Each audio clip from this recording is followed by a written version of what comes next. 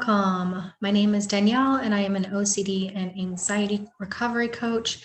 And today I want to talk about how traditional therapy often fails those who are trying to seek help from OCD. Now, I work with people all the time who have tried all different modes of therapy and self-help for their OCD. And there are a lot of things out there that are very helpful for anxiety, maybe depression, but not for OCD. This is very specific. But of course, when you're struggling with anxiety, which OCD is an anxiety disorder, one of the first things that most people do, rightfully so, is they seek out a therapist. You might just look somebody up on the internet and go and hope that they can help you. And while some people are able to find an OCD specialist that specializes in ERP or exposure and response prevention, not everybody is able to find that. So let me give you some reasons why other therapies often fail. And the first thing is OCD is often very misunderstood. A lot of people who don't actually specialize in OCD don't fully understand it.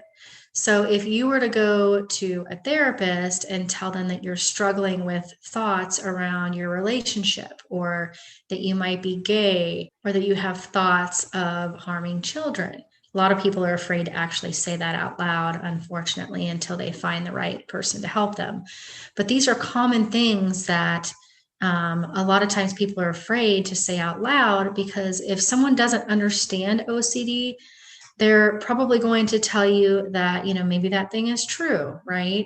Or if you go to a therapist who doesn't understand OCD or how to treat it, they might understand and recognize that you're struggling with anxiety. You probably get diagnosed with generalized anxiety disorder. PTSD is another common diagnosis, or any sort of anxiety disorder. Those get diagnosed all the time when it should be OCD. So they recognize that anxiety is the issue, but what they don't understand is that it's actually OCD. Additionally, most compulsions are mental. There are a lot of physical compulsions that people do, like, washing their hands, cleaning, things like that. But a lot of compulsions are mental, which not only does the OCD sufferer not recognize how much they're doing these compulsions and how unhealthy they are because they've been doing them for so long, but you're not going to typically tell your therapist that you're doing these things because they feel normal, they feel okay.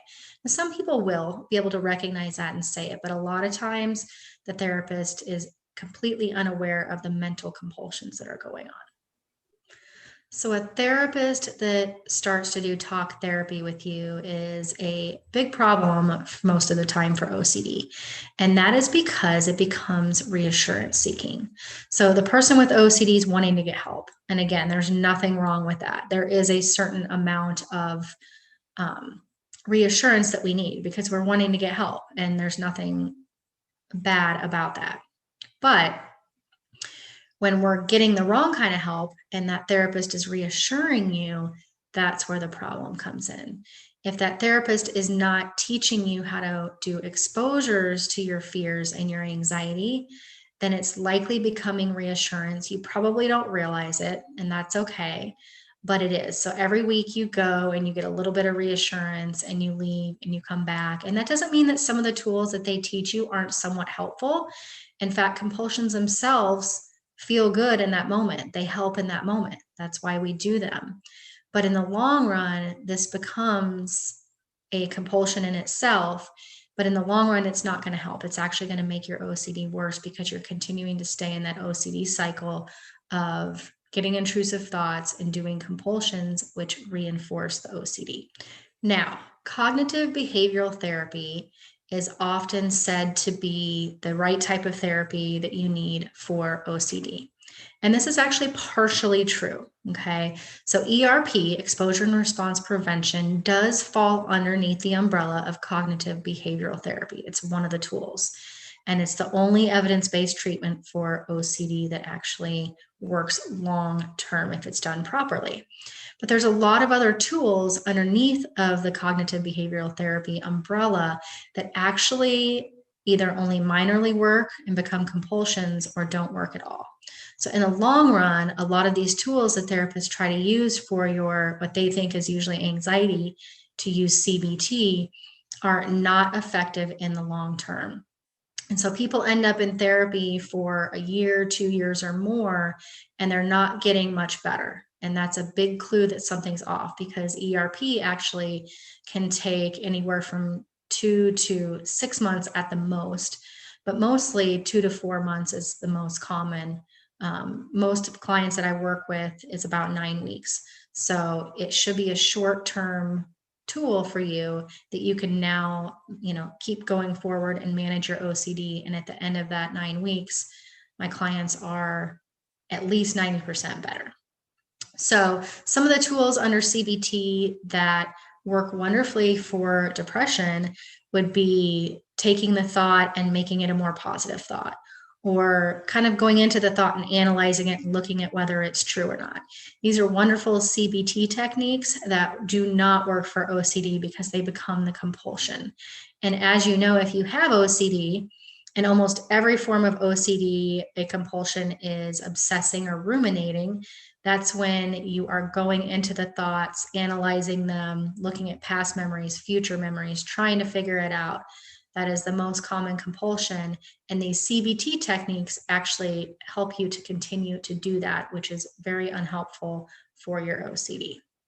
Additionally, I have seen some clients that have received ERP, but it wasn't done effectively and therefore it wasn't helpful.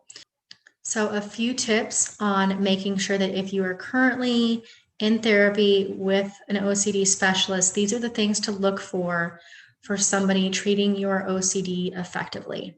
And the first one is they are doing exposure exercises with you in the office and expecting you to do those exercises daily outside of the office. Those are really crucial. Number 2, they should be telling you that in order to fully recover from OCD, you should be doing 0 compulsions. And on top of that, they should be helping you understand what your compulsions are in more detail, and every week asking you where you're at with those compulsions in order to reduce them by the time you are done with treatment. And number 3, they should be teaching you all of these techniques and teaching you about your particular OCD and exposure and response prevention, so that when they are done working with you, which again should be short term, you have a full understanding of how to use ERP if you ever have an intrusive thought come up again on your own. So of course, I am always here to help you get to the full recovery stage with your OCD, which means that you're not doing compulsions. And therefore, the intrusive thoughts are to a normal level, which means you barely get them at all. And if you do, they're not that bad and you know how to deal with them through ERP. I help people every day get to full recovery from their OCD. It's amazing to see the results and the healing that's possible. I've been through it myself, which is why I help others recover as well. So if you do want help, feel free to schedule a free call with me. I can answer all of your questions. There is a link below to my website, my Facebook groups, and how to schedule a free call with me.